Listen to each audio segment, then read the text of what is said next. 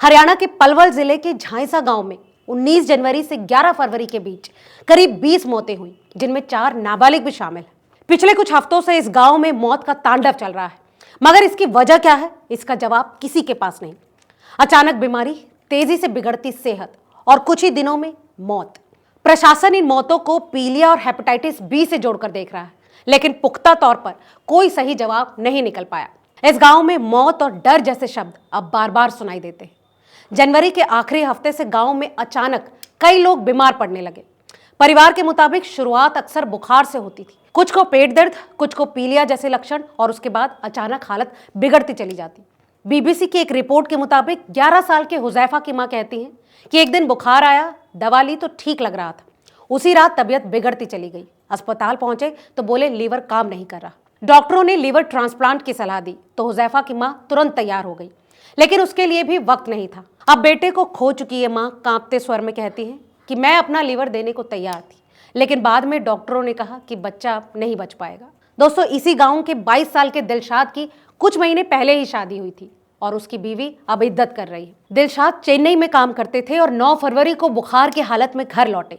परिवार ने पहले गांव में इलाज कराया और उसके बाद नल्हड़ मेडिकल कॉलेज ले गए। उनकी मां बताती है कि पहले उन्हें 48 घंटे आईसीयू में रखा गया, लेकिन उसके बाद सब खत्म हो गया। उनके पिता हकुमुद्दीन कहते हैं कि हमने ऐसा कभी नहीं देखा कि बुखार आए और 4-5 दिन में आदमी खत्म हो जाए। दिलशाद का भी मरने वाले बाकी लोगों की ही तरह लिवर फेल हुआ था। पलवल के झांसा गांव में आज मौतों की संख्या को लेकर अलग अलग बातें सुनाई देती हैं। कुछ 15 कह रहे हैं तो कुछ 20 का दावा कर रहे हैं।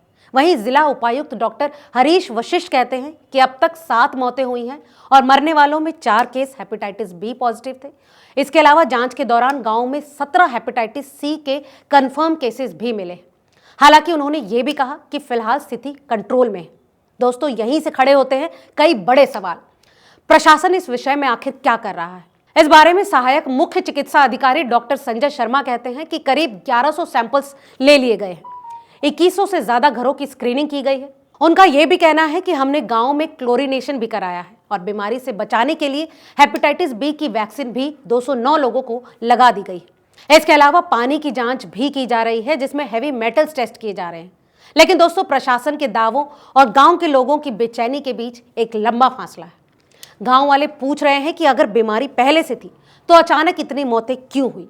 तो क्या इतनी मौतों की वजह पानी है? गांव के पास से गुजरती गुरुग्राम नहर का पानी काला और बदबूदार है। रिपोर्ट्स की माने तो झांसा गांव में मीठा भूजल नहीं है।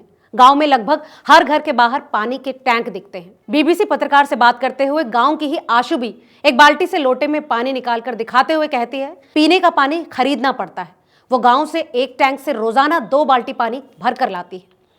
घरों तक पाइपलाइन तो बिछी है, लेकिन लोगों का कहना है कि उसमें पीने का पानी नहीं आता।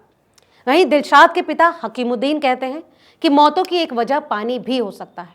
हमारे गांव में लोग बासी पानी पीते हैं, एक बार टैंक में पानी डलवाते हैं और 1 महीना भर उसी पर गुजारा करना होता है। दोस्तों, यही नहीं, झांसा गांव के आसपास भरा पानी भी एक बड़ी समस्या है। गांव के बाहर एक बड़े इलाके में बारिश का पानी ठहरा हुआ है। दोस्तों, इस गांव के बाहर खड़े होकर इस बात को समझा जा सकता है कि यहाँ के लोग चिंतित क्यों हैं। पानी यहाँ वाकई काला और बदबूदार है। झांसा और आसपास के गांवों की 50,000 एकड़ जमीन बारिश के पानी में डूबी हुई है।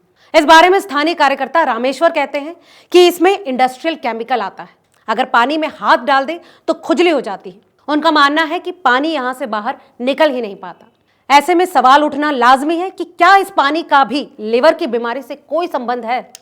इस बारे में प्रशासन अभी इस बात की पुष्टि नहीं करता। हालांकि जिला उपायुक्त डॉक्टर हरीश वशिष्ठ कहते हैं कि हमने पानी के टेस्ट करवाए हैं और रिपोर्ट अभी आई नहीं है। दोस्तों, गांव के बाहर बरसाती पानी जमा है, खेतों में पानी भरा है और कुछ किसानों का कहना है कि इससे खेती तक प्रभावित हो रही है। एक स्थानीय व्यक्ति कहते हैं कि 12 महीने पानी खड़ा रहता है और खेती खत्म हो चुकी है। गांव की भौगोलिक स्थिति और पर्यावरणीय बदलाव बीमारी की कहानी में एक नई परत जोड़ते हैं। इस विषय में पूछे जाने पर स्थानीय लोगों ने एक ही सुर में कहा कि इस समस्या की असली जड़ नहर में आ रहा प्रदूषित पानी है। इंडस्ट्रियल वेस्ट की वजह से इलाके में जमीन में एक परत बन गई है और जमीन पानी को सोख नहीं पा रहा।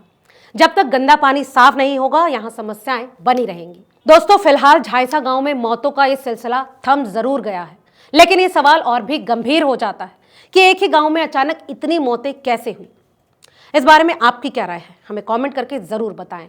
वीडियो अगर काम का लगा हो तो इसे लाइक और शेयर करना ना भूलें।